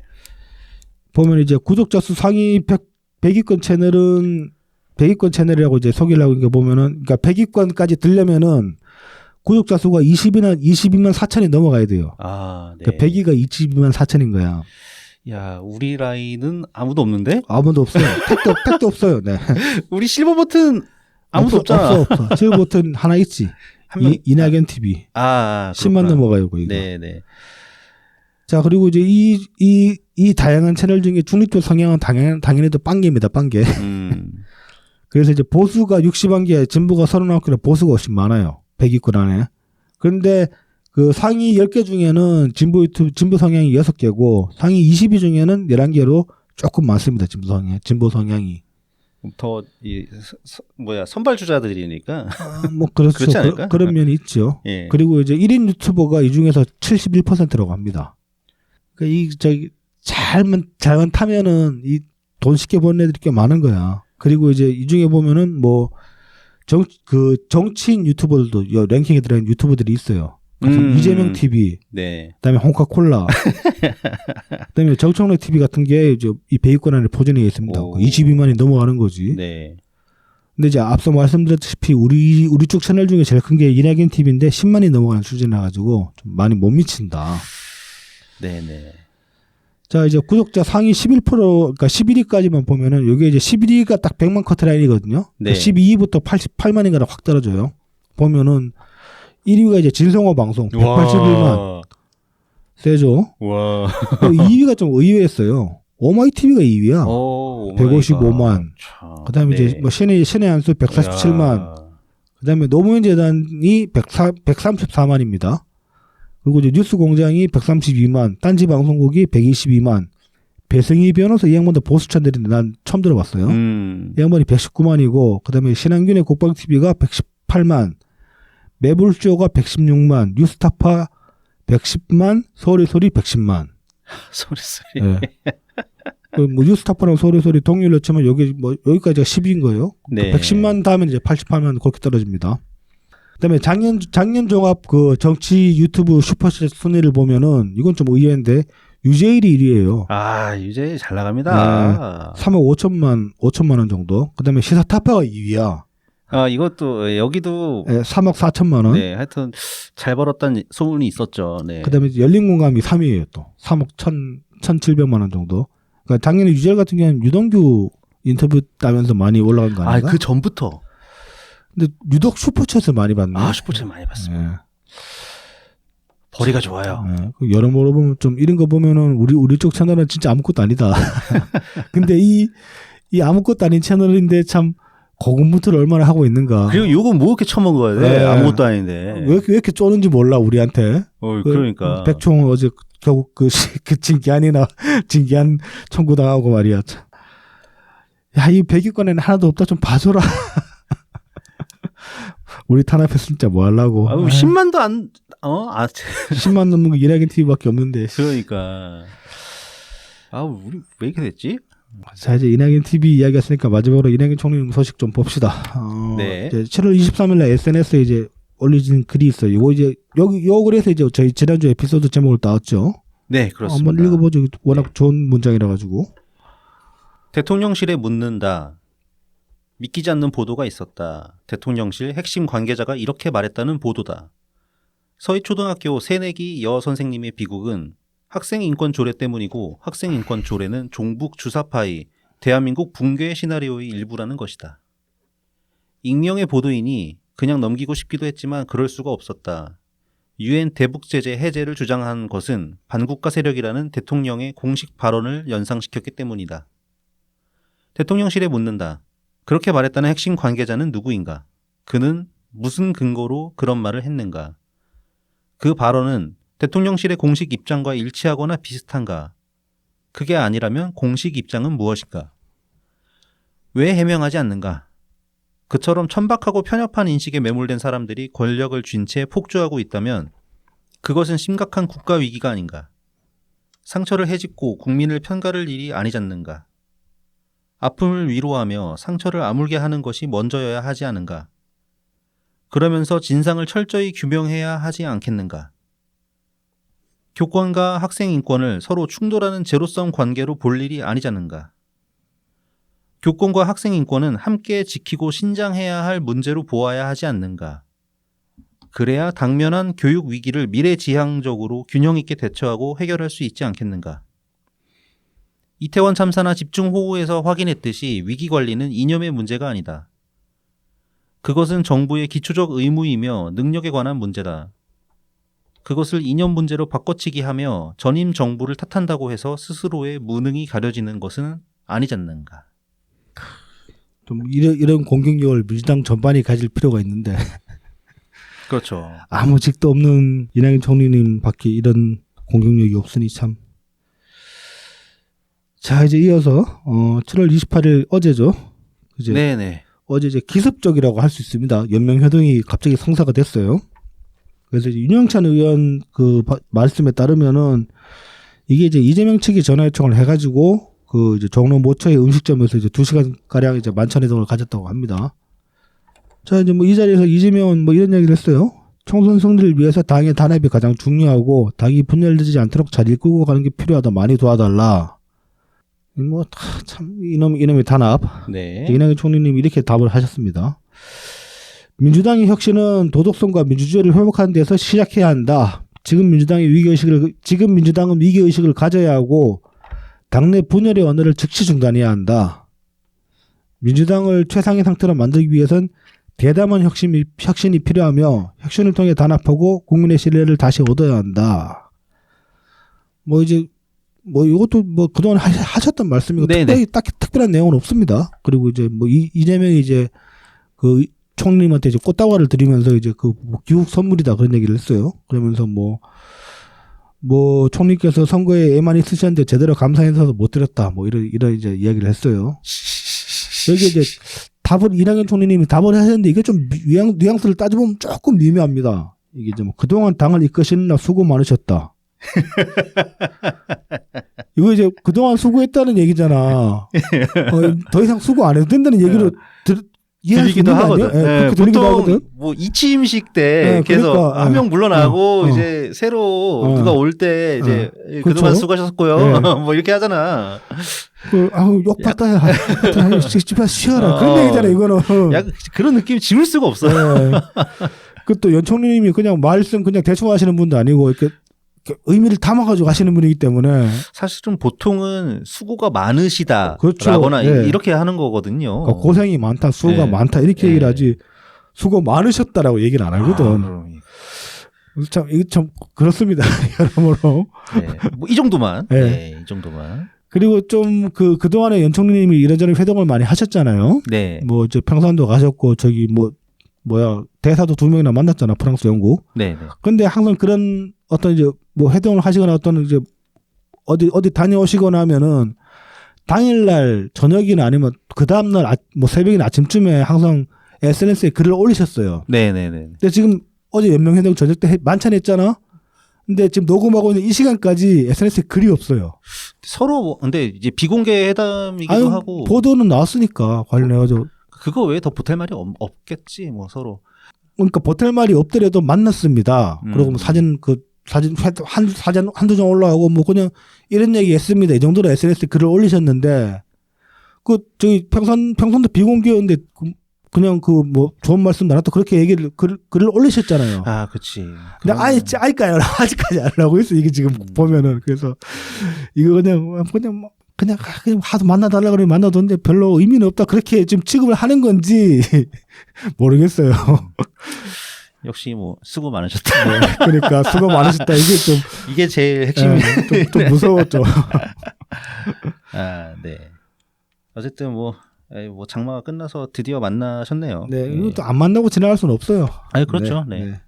그러니까 진작에 이렇게 정말 끝나고 만났으면은 이상한 뜬소문 안 나고 그렇죠. 좋잖냐. 김 다 빠져가지고 뭐 별로 붕업도 못 되고 이재명이 원하는 건 별로 못 얻은 것 같은데 차라리 지금까지 조용했다가 갑자기 어제 딱 만났으면은 뭐 전격 회동 막 이런 그렇죠, 식으로 그렇죠. 그래서 막 그러면 또 갑자기 당내 화합 분위기 생기냐 막 언론에서 막 이렇게 떠들 거 아니야. 그렇죠. 그런 게 나왔을 텐데 만나기로 했다가 미끄러지고 하니까는 그렇죠. 김 다 빠져가지고 이상해져 버렸지. 그게 니네 능력이지 뭐. 네, 그러면 이제 준비한 소식 다 전해드렸고요. 네. 네, 무더위에 예, 건강 관리 잘 하시기 바랍니다. 네. 예, 저희는 다음 주에 다시 찾아뵙겠습니다. 감사합니다. 감사합니다.